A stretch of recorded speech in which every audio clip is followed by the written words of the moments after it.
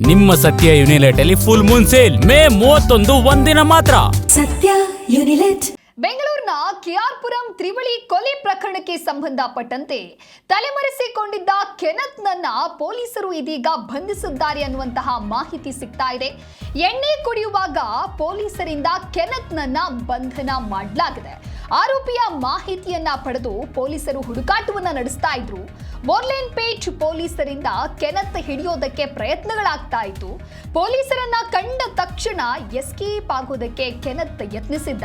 ASI ರಾಮಲಿಂಗಂರಿಂದ chase ಮಾಡಿ ಕೆನತ್ನನ್ನ ಸೆರೆ ಹಿಡಿಯಲಾಗಿದೆ. ಲಿಕ್ಕರ್ಲೌಟ್ ಲೇಔಟ್ನಲ್ಲಿ ಎಣ್ಣೆ ಕುಡಿಯುವಾಗ ಪೊಲೀಸರಿಂದ ಕೆನತ್ ಬಂಧನವಾಗಿದೆ. ಈ ವೇಳೆ ಆರೋಪಿಯ ಬಗ್ಗೆ ಮಾಹಿತಿಯನ್ನ ಕಲೆ ಹಾಕಿ ಪೊಲೀಸರು ಹುಡುಕಾಟವನ್ನ ನಡೆಸ್ತಾ ಇದ್ರು. ಮೋರ್ಲೇನ್ಪೇಟ್ ಪೊಲೀಸರು ಸದ್ಯ ಆರೋಪಿಯನ್ನ ಬಂಧಿಸಿದ್ದಾರೆ. ಪೊಲೀಸ್ ಕಂಡ ತಕ್ಷಣವೇ ಆತ ಅವರಿಂದ ಎಸ್ಕೇಪ್ ಆಗುವಂತ ಪ್ರಯತ್ನವನ್ನ ಕೂಡ ಮಾಡ್ತಾನೆ ಆರೋಪಿ ಕೆನತ್. ಈ ವೇಳೆ ಎಎಸ್ಐ ರಾಮಲಿಂಗಂ ಅವರಿಂದ ಚೇಸ್ ಮಾಡಿ ಆತನನ್ನ ಸೆರೆ ಹಿಡಿಯಲಾಗಿದೆ. ಆರೋಪಿಯನ್ನ ಸೆರೆ ಹಿಡಿದು ಕರ್ನಾಟಕ ಪೊಲೀಸರಿಗೆ ಪಾಂಡಿಚೇರಿ ಪೊಲೀಸರು ಒಪ್ಪಿಸಿದ್ದಾರೆ ಅನ್ನುವಂತಹ ಮಾಹಿತಿ ಸಿಕ್ಕಿದೆ. ಇಡೀ ರಾಜ್ಯವನ್ನೇ ಬೆಚ್ಚಿ ಬೀಳಿಸಿದಂತ ಕೆಆರ್ಪುರಂ ತ್ರಿವಳಿ ಕೊಲೆ ಪ್ರಕರಣ ಇದು. ಈ ಪ್ರಕರಣಕ್ಕೆ ಸಂಬಂಧಪಟ್ಟಂತೆ ಕೊನೆಗೂ ಕೂಡ ಪೊಲೀಸರು ಎರಡನೇ ಆರೋಪಿಯನ್ನ ಬಂಧಿಸುವಲ್ಲಿ ಯಶಸ್ವಿಯಾಗಿದ್ದಾರೆ. ಶ್ವೇತಾಳ ಪ್ರಿಯಕರ ಕೆನತ್ನನ್ನ ಬಂಧನ ಮಾಡಲಾಗಿದೆ. ಕೆಆರ್ಪುರಂನಲ್ಲಿ ಸ್ವಂತ ತಂದೆ ತಾಯಿ ಮತ್ತು ತಂಗಿಯನ್ನ ಕೊಂದು ಪರಾರಿಯಾಗಿದ್ದ ಶ್ವೇತಾಳನ್ನ ಮೊದಲು ಬಂಧನ ಮಾಡಲಾಗಿತ್ತು. ಅದಾದ ನಂತರದಲ್ಲಿ ಪೊಲೀಸರು ಇದೀಗ ಆಕೆಯ ಪ್ರಿಯಕರ ಕೆನತ್ನನ್ನ ಕೂಡ ಬಂಧಿಸಿದ್ದಾರೆ. ಘಟನೆಯ ಬಳಿಕ ಇಬ್ರು ಕೂಡ ಪುದುಚೇರಿಗೆ ಪರಾರಿಯಾಗಿರ್ತಾರೆ. ಅಲ್ಲಿ ಎಸ್ಕೇಪ್ ಆಗ್ತಾರೆ. ಬೇರೆ ಬೇರೆಯಾಗಿ ತಲೆಮರೆಸಿಕೊಂಡಿದ್ರು. ಇದೀಗ ಇಬ್ಬರನ್ನ ಕೂಡ ಪೊಲೀಸರು ವಶಕ್ಕೆ ಪಡೆದುಕೊಂಡಿದ್ದಾರೆ. ಶ್ವೇತಾಳನ್ನ ಬಂಧಿಸಿದಂತ ಪೊಲೀಸರು ಆಕೆಯನ್ನ 47ನೇ ಎಸಿಜೆಎಂ ನ್ಯಾಯಾಲಯದ ಮುಂದೆ ಹಾಜರುಪಡಿಸಿದ್ರು. ನ್ಯಾಯಾಲಯವು ಆಕೆಯನ್ನ ಈಗ 7 ದಿನಗಳ ಕಾಲ ಪೊಲೀಸ್ ಕಸ್ಟಡಿಗೆ ಒಪ್ಪಿಸಿದೆ. ಪ್ರಕರಣದ ಹಲವಾರು ನಿಗೂಢ ಅಂಶಗಳನ್ನ ಭೇದಿಸಲು ಪೊಲೀಸರು ತೀವ್ರವಾದಂತಹ ವಿಚಾರಣೆಯನ್ನ ಮುಂದುವರಿಸ್ತಾ ಇದ್ದಾರೆ. ತಲೆಮರೆಸಿಕೊಂಡಿದ್ದಂತ ಕೆನತ್ ಬಂಧನಕ್ಕಾಗಿ ಈಗಾಗಲೇ 3 ವಿಶೇಷ ತಂಡಗಳನ್ನ ಕೂಡ ರಚನೆ ಮಾಡಲಾಗಿತ್ತು. ಪುದುಚೇರಿ ಹಾಗೆ ತಮಿಳುನಾಡಿನ ವಿವಿಧ ಪ್ರದೇಶಗಳಲ್ಲಿ ಪೊಲೀಸರು ಶೋಧ ಕಾರ್ಯವನ್ನ ನಡೆಸ್ತಾ ಇದ್ರು. ಕೊನೆಗೂ ಕೂಡ ಕೆನತ್ ಆರೋಪಿ ಏನಿದ್ದಾನೆ ಆತನನ್ನ ಬಂಧಿಸುವಲ್ಲಿ ಪೊಲೀಸರು ಯಶಸ್ವಿ ಆಗಿದ್ದಾರೆ.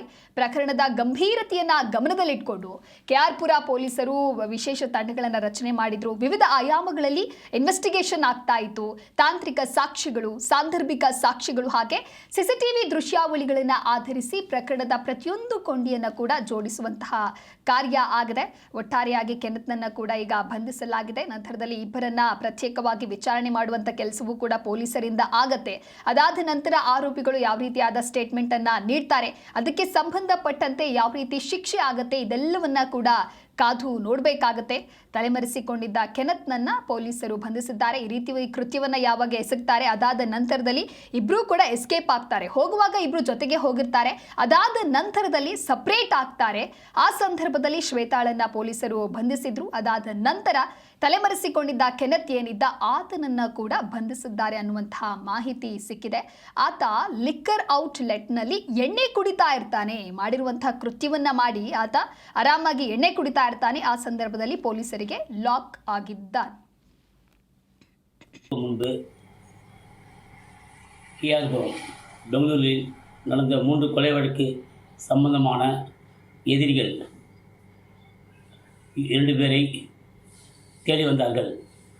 இவரில் ஒரு நபர் ஜெனத் என்ற ஆண் நபர் நேற்று இரவு மதுபான கடையில் மது குடிக்க வந்தார். ஏற்கனவே அவருடைய ஃபோட்டோ தங்களது ஒலியன்பேட் காவல் நிலையத்தில் கிடைக்கப்பட்டது. அதனால்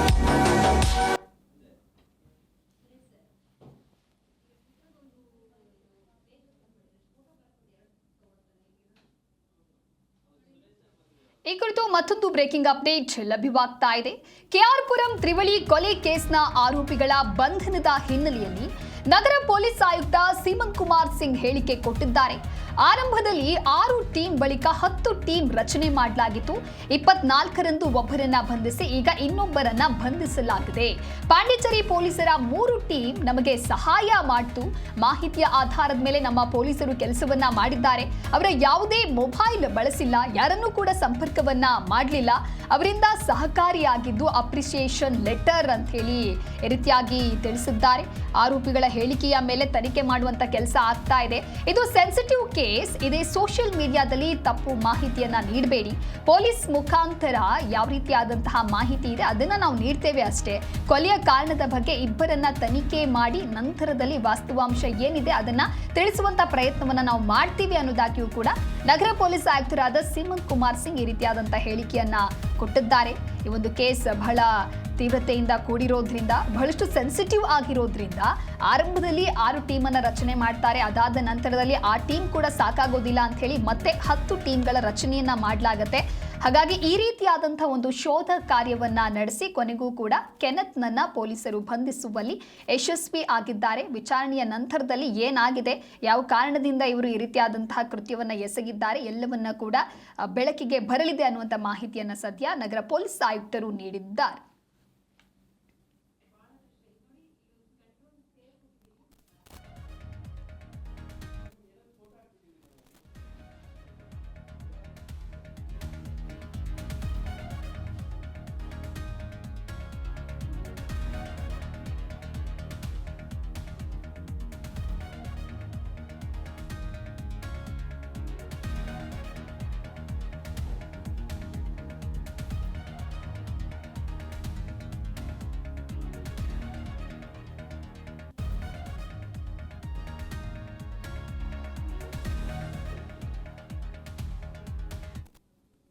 ಆ ಕೇಸಲ್ಲಿ ಜಾಯಿಂಟ್ ಕಮಿಷನರ್ ಈಸ್ಟ್ ಮತ್ತು DCP ವೈಟ್ಫೀಲ್ಡ್ ಅವ್ರ ನೇತೃತ್ವದಲ್ಲಿ ಹಲವಾರು ಟೀಮ್ಸ್ ನಾವು ರಚನೆ ಮಾಡಿ ಮೊದಲೇ 6 ಟೀಮ್, ನಂತರ 10 ಟೀಮ್ ರಚನೆ ಮಾಡಿ ಸದ್ಯಕ್ಕೆ 2 ಜನರಿಗೆ ನಾವು ವಶಕ್ಕೆ ತಗೊಂಡಿದ್ದೀವಿ. ಮೊನ್ನೆ 24ನೇ ತಾರೀಕಿಗೆ 24ನೇ ತಾರೀಕಿಗೆ ಒಬ್ಬ ಲೇಡಿ ಅಕ್ಯೂಸ್ಗೆ ನಾವು ಅರೆಸ್ಟ್ ಮಾಡಿದ್ದೀವಿ, ಎಲಿಜೆಕ್ಟಿವ್. ಇನ್ನೊಬ್ಬ ನಿನ್ನೆ ಅವರು ಅರೆಸ್ಟ್ ಆಗಿದ್ದಾರೆ. ಇವರಿಬ್ಬರು ಇಲ್ಲಿಂದ ಇನ್ಸಿಡೆಂಟ್ ಆದಮೇಲೆ ನಮ್ಮ ಟೆಕ್ನಿಕಲ್ ಮಾಹಿತಿಗೆ ಆಧಾರ ಮೇಲೆ ಮತ್ತು ಬೇರೆ ಬೇರೆ ಸೋರ್ಸಸಿಂದ, ಇಂಟೆಲಿಜೆನ್ಸ್ ರಿಪೋರ್ಟ್ಸಿಂದ ನಮ್ಮ ಪೊಲೀಸವರು ಒಳ್ಳೆ ಕೆಲಸ ಮಾಡಿ, ಯಾಕೆಂದರೆ ಅವ್ರು ಯಾವುದೂ ಮೊಬೈಲ್ ಯೂಸ್ ಮಾಡ್ತಿರಲಿಲ್ಲ, ಯಾರು ಸಂಪರ್ಕದಲ್ಲಿ ಇರಲಿಲ್ಲ. ಫಸ್ಟ್ ಒಬ್ಬ ಆರೋಪಿ ಸಿಕ್ತು, ಮತ್ತು ಇನ್ನೊಬ್ಬ ಆರೋಪಿ ಸಿಕ್ಕಲಿಕ್ಕೆ ಭಾಳ ಕಷ್ಟ ಇತ್ತು. ಆದರೆ ವೈಟ್ಫೀಲ್ಡ್ ಡಿವಿಷನ್ದು ಎಲ್ಲ ಕ್ರೈಮ್ ಟೀಮ್ ಸುಮಾರು 10 ಟೀಮ್ಸ್ ಇತ್ತು. ಆ 10 ಟೀಮ್ ಅವ್ರ ಜೊತೆಗೆ ಪಾಂಡಿಚೇರಿ ಪೊಲೀಸ್ದು 3 ಟೀಮ್, ಕ್ರೈಮ್ ಟೀಮ್, ಅಲ್ಲಿ ಒಬ್ಬ ASP ಮತ್ತು ಇನ್ಸ್ಪೆಕ್ಟರ್ಸ್ ಎಲ್ಲ ಸೇರಿ ನಮ್ಮ ಪೊಲೀಸರು ತುಂಬ ಸಹಾಯ ಮಾಡಿ ಹೆಲ್ಪ್ ಮಾಡಿದ್ದಾರೆ. ಸೊ ಅವ್ರಿಗೂ ಕೂಡ ನಾವು ಅರೆಸ್ಟ್ ಮಾಡಿದ್ವಿ. ಮತ್ತು ನಾವು ಅವ್ರದ್ದು ಪಾಂಡಿಚೇರಿ ಪೊಲೀಸ್ದು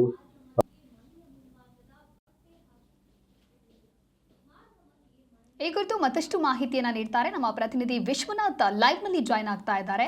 ವಿಶ್ವನಾಥ್, ಬೆಂಗಳೂರಿನ KR ಪುರಂ ತ್ರಿವಳಿ ಕೊಲೆ ಕೇಸ್ ಬಹಳಷ್ಟು ಸಂಚಲನಕ್ಕೆ ಕಾರಣವಾಗಿತ್ತು.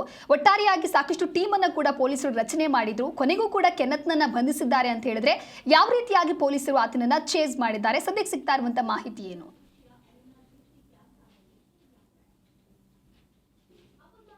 ದಿವಾ, ಬೆಂಗಳೂರಿನ KR ಪುರಂನಲ್ಲಿ ನಡೆದಂತಹ ತ್ರಿವಳಿ ಕೊಲೆ ಪ್ರಕರಣಕ್ಕೆ ಸಂಬಂಧಪಟ್ಟಂತೆ ಅನೇಕ ದಿನಗಳಿಂದಲೂ ಕೂಡ ಪೊಲೀಸರು ಭರ್ಜರಿಯಾದಂತಹ ಕಾರ್ಯಾಚರಣೆ ನಡೆಸಲಾಗಿತ್ತು. ಇನ್ನು 3 ತಂಡಗಳನ್ನ ರಚನೆ ಮಾಡಿ ಆರೋಪಿಗಳಿಗಾಗಿ ಪೊಲೀಸರು ಬಲೆಯನ್ನ ಬೀಸಿರ್ತಾರೆ. ಯಾವಾಗ ಶ್ವೇತಾ 24ನೇ ತಾರೀಕು ಅಂದ್ರೆ ಈ ಒಂದು ಕೊಲೆ ಪ್ರಕರಣದ ಪ್ರಮುಖ ಆರೋಪಿ ಶ್ವೇತಾ ಏನು ತಂದೆ ಸೋಮಸುಂದರ್ ಆಗಿರಬಹುದು, ತಾಯಿ ಮುತ್ತುಲಕ್ಷ್ಮಿ ಮತ್ತು ತಂಗಿ ಸುಪ್ರಿಯಾಳನ್ನ ಹತ್ಯೆ ಮಾಡೋದಕ್ಕೆ ಪ್ರಿಯಕರನ ಜೊತೆ ಸೇರ್ಕೊಂಡು ಪ್ಲಾನ್ ಮಾಡಿದಂತಹ ಶ್ವೇತಾಳನ್ನ 24ನೇ ತಾರೀಕು ಪಾಂಡಿಚೇರಿಯಲ್ಲೇ ಬಂಧಿಸಲಾಗಿತ್ತು. ಈಗ ಅದೇ ಪಾಂಡಿಚೇರಿ ಪೊಲೀಸರೇನೆ ಈಗ ರಾಮಲಿಂಗಂ ಅನ್ನುವ ಒಬ್ಬ ASI ಏನಿದ್ದಾರೆ ಅವರು ಮದ್ಯಪಾನ ಮಾಡುವಂತಹ ಸಂದರ್ಭದಲ್ಲೇ ಈ ಕೆನೆತ್ನನ್ನ ಒಂದು ಬಾರ್ ವ್ಯಾಪ್ತಿಯಲ್ಲಿ ಬಂಧನ ಮಾಡಿ ನಗರ ಪೊಲೀಸರಿಗೆ ಒಪ್ಪಿಸಿರುವಂತದ್ದು. ಅಂದ್ರೆ ಬಂಧನದ ಸಮಯದಲ್ಲಿ ಈತ ಹೈಡ್ರಾಮಾವನ್ನೇ ಸೃಷ್ಟಿ ಮಾಡಿರ್ತಾನೆ, ಅಲ್ಲಿಂದ ತಪ್ಪಿಸ್ಕೊಳ್ಳೋಕು ಕೂಡ ಪ್ರಯತ್ನ ಪಟ್ಟಿರ್ತಾನೆ. ಈ ಸಂದರ್ಭದಲ್ಲಿ ರಾಮಲಿಂಗಂ ಅವ್ರಿಗೂ ಕೂಡ ಸಣ್ಣ ಪುಟ್ಟ ಗಾಯ ಆಗಿದೆ. ಅಷ್ಟಾದ್ರೂ ಕೂಡ ಅವರು ಆತನನ್ನ ಬಂಧಿಸುವಲ್ಲಿ ಯಶಸ್ವಿ ಆಗಿದ್ದಾರೆ ಮತ್ತು ಬೆಂಗಳೂರು ಪೊಲೀಸರಿಗೂ ಕೂಡ ಹಸ್ತಾಂತರ ಮಾಡಲಾಗಿರುವಂತದ್ದು. ಇನ್ನು ಪ್ರಮುಖವಾಗಿ ಈ ಆರೋಪಿಗಳು ಏನು ಸಾಕ್ಷ್ಯಗಳನ್ನ ನಾಶ ಮಾಡೋದಕ್ಕಾಗಿರಬಹುದು ಮತ್ತು ಇಲ್ಲಿಂದ ಪೊಲೀಸರ ಕೈಗೆ ಸಿಗದಂತೆ ಎಸ್ಕೇಪ್ ಆಗೋದಕ್ಕೆ ಸಖತ್ ಪ್ಲಾನ್ ಅನ್ನು ಕೂಡ ಮಾಡಿರ್ತಾರೆ. ಪಾಂಡಿಚೇರಿ ವ್ಯಾಪ್ತಿಯಲ್ಲಿ ಇಬ್ರು ಕೂಡ ಹೋದ್ರೂ ಕೂಡ ಬೇರೆ ಬೇರೆಯಾಗಿ ವಾಸ ಮಾಡ್ತಾ ಇರ್ತಾರೆ. ಅಂದ್ರೆ ಬೇರೆ ಬೇರೆ ಕಡೆಗಳಲ್ಲೂ ಕೂಡ ಪೊಲೀಸರಿಗೆ ಕಣ್ಣಿಗೆ ಮಣ್ಣೆರಚಿರಬೇಕು ಅನ್ನೋ ಒಂದು ಹಿನ್ನೆಲೆಯಲ್ಲಿ ಈ ರೀತಿಯಾದಂತಹ ಪ್ಲಾನ್ ಅನ್ನು ಕೂಡ ಮಾಡ್ಕೊಂಡಿರ್ತಾರೆ. ಇದಾದ ಮೇಲೆ ಯಾವಾಗ ಶ್ವೇತಾ ಲಾಕ್ ಆಗ್ತಾಳಲ್ಲ ಅಲ್ಲಿಂದ ಎಸ್ಕೇಪ್ ಆಗೋದಕ್ಕೂ ಕೂಡ ಕೆನತ್ ಪ್ಲಾನ್ ಅನ್ನ ಮಾಡಿರ್ತಾನೆ. ಆದ್ರೆ ಪಾಂಡಿಚೇರಿ ಪೊಲೀಸರಾಗಿರ್ಬಹುದು ಮತ್ತು ಬೆಂಗಳೂರು ಪೊಲೀಸರಾಗಿರ್ಬಹುದು ನಿರಂತರವಾದಂತಹ ಕಾರ್ಯಾಚರಣೆಯನ್ನು ಕೂಡ ನಡೆಸಿರುವಂತದ್ದು. ಹೀಗಾಗಿ ನಿನ್ನೆ ಸಂಜೆ ಈತನನ್ನ ಲಾಕ್ ಮಾಡಲಾಗಿರುವಂತದ್ದು ಮತ್ತು ಬೆಂಗಳೂರಿಗೂ ಕೂಡ ಕರೆತರ್ತಾ ಆಗ್ತಿರುವಂತದ್ದು. ಈಗಾಗಲೇ ಪ್ರಾಥಮಿಕ ತನಿಖೆಯಲ್ಲಿ ಶ್ವೇತಾ ಕೆಲವೊಂದು ಮಾಹಿತಿಗಳನ್ನ ಕೊಟ್ಟಿದ್ದಾಳೆ. ನಮ್ಮ ಒಂದು ಲಿವಿಂಗ್ ರಿಲೇಶನ್ಶಿಪ್ಗೆ ಆಗಿರಬಹುದು ಮತ್ತು ನನ್ನ ಖಾಸಗಿ ಜೀವನಕ್ಕಾಗಿರಬಹುದು ನನಗೆ ಯಾವುದೇ ರೀತಿಯಲ್ಲೂ ಕೂಡ ಸ್ವತಂತ್ರವನ್ನ ಕೊಡ್ತಾ ಇರಲಿಲ್ಲ ನಮ್ಮ ತಂದೆ ತಾಯಿ.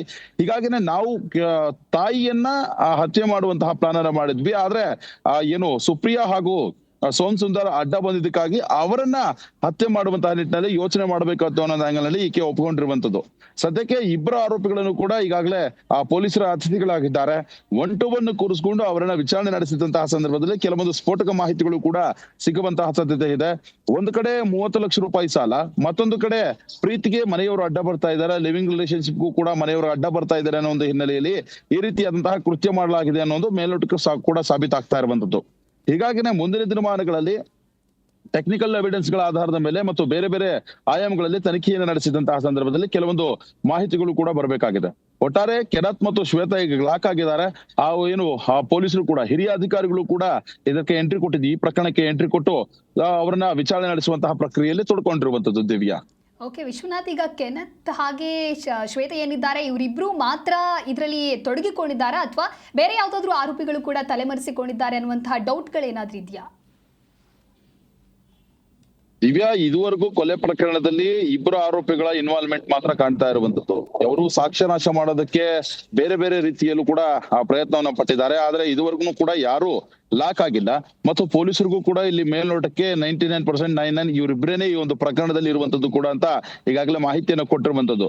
ಮುಂದಿನ ದಿನಮಾನಗಳಲ್ಲಿ ಇವ್ರಿಗೇನಾದ್ರೂ ಕೂಡ ಬೇರೆ ಯಾರಾದ್ರೂ ಸಪೋರ್ಟ್ ಮಾಡಿದ್ರೆ ಮತ್ತು ಬೇರೆ ಬೇರೆ ರೀತಿಯಲ್ಲಿ ಅವರ ಇನ್ವಾಲ್ವ್ಮೆಂಟ್ ಇದರಲ್ಲಿ ಏನಾದ್ರೂ ಬೇರೆ ಆರೋಪಿಗಳ ಇನ್ವಾಲ್ವ್ಮೆಂಟ್ ಇತ್ತು ಅಂತಂದ್ರೆ ಅವರನ್ನು ಕೂಡ ಬಂಧಿಸುವಂತಹ ಪ್ರಕ್ರಿಯೆಯಲ್ಲಿ ಪೊಲೀಸರು ತೊಡ್ಕೊಳ್ತಾರೆ. ಆದ್ರೆ ಮೇಲ್ನೋಟಕ್ಕೆ ಗೊತ್ತಾಗ್ತಾ ಇರುವಂತದ್ದು ಇಬ್ಬರೇ. ಮೊದಲನೇದಾಗಿ ಶ್ವೇತಾ ಮತ್ತು ಈ ಕೆನತ್ ಏನಿದ್ದಾರೆ ಇವರಿಬ್ರೇನೆ ಮುತ್ತುಲಕ್ಷ್ಮಿಯನ್ನ ಕೊಂದು ಅದಾದ ಮೇಲೆ ಬೇರೆ ರೀತಿಯಲ್ಲಿ ಎಸ್ಕೇಪ್ ಆಗೋದಕ್ಕೆ ಪ್ಲಾನ್ ಮಾಡಿದ್ರು. ಆದ್ರೆ ಮರುದಿನ ಯಾವಾಗ ಈ ಸೋಮ್ ಸುಂದರ್ ಮತ್ತು ಸುಪ್ರಿಯಾ ಬಂದು ಮನೆಯಲ್ಲಿ ಪ್ರಶ್ನೆಯನ್ನ ಮಾಡ್ತಾರೋ ಆ ಸಂದರ್ಭದಲ್ಲಿ ಈ ಕೊಲೆಯನ್ನ ಮುಚ್ಚಿ ಹಾಕೋದಕ್ಕೆ ಇವರಿಬ್ಬರನ್ನು ಕೂಡ ಹಂತಕರು ಕೊಲೆ ಮಾಡಿ ಅಲ್ಲಿಂದ ಎಸ್ಕೇಪ್ ಕೂಡ ಆಗಿದ್ರು. ಈಗ ಸದ್ಯಕ್ಕೆ ಇಬ್ಬರೇ ಆರೋಪಿಗಳು ಈ ಒಂದು ಪ್ರಕರಣದಲ್ಲಿ ಲಾಕ್ ಆಗಿರುವಂತದ್ದು. ಏನಾದ್ರೂ ಕೂಡ ಇವರಿಗೆ ಸಪೋರ್ಟ್ ಮಾಡುವಂತದ್ದು ಮತ್ತೆ ಬೇರೆ ಏನಾದ್ರೂ ಕೂಡ ಇವರಿಗೆ ಈ ಒಂದು ಪ್ರಕರಣದಲ್ಲಿ ಇನ್ವಾಲ್ವ್ಮೆಂಟ್ ಇದ್ದಂತಹ ಸಂದರ್ಭದಲ್ಲಿ ಅವರನ್ನು ಕೂಡ ಪೊಲೀಸರು ಲಾಕ್ ಮಾಡಿ ವಿಚಾರಣೆ ನಡೆಸೋದ್ರಲ್ಲಿ ಯಾವುದೇ ರೀತಿಯಾದಂತಹ ಅನುಮಾನಗಳು ಇಲ್ಲ. Divya. Okay, thank you Vishwanath ನಿಮ್ಮೆಲ್ಲ ಮಾಹಿತಿಗಾಗಿ.